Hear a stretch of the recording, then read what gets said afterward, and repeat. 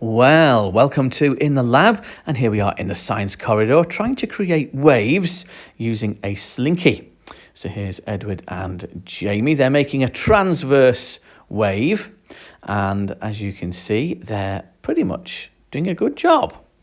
Now, as you might know, with a transverse wave, if you put energy in one particular direction, in other words, you move up and down, the wave will move at right angles to that force. It will move away from you. So Edward and Jamie are moving up and down, and the force moves across.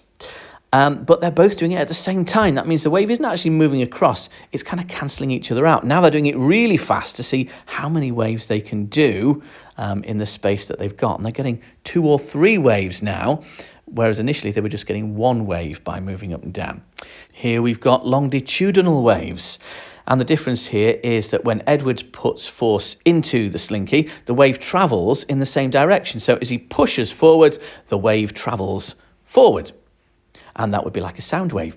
Now here Jamie's pushing back again, so Edward sends it forward, Jamie pushes back. Longitudinal waves, an example would be sound waves, whereas transverse that we saw earlier, that would be things like radio waves and visible light, gamma rays, X-rays. But these longitudinal waves, we're now trying to see if we can cancel them out. So Edward is pushing one way, Jamie's pushing the other way, and where the waves meet, they kind of bash into each other and reflect back. So obviously that wave would not travel all the way that it's going to because it's hit by another wave coming in the opposite direction. Here's some more transverse waves, just showing you the waves that we showed earlier, but this time we're doing it on a flat surface. So as Edward moves back and forth, and Jamie too, you can see the waves are trying to travel away from Edward, away from Jamie. But actually, if they both do it at the same time, we get what's called a standing wave. If they move at exactly the same frequency back and forth, you can see we get a nice pattern that looks like it's staying exactly still.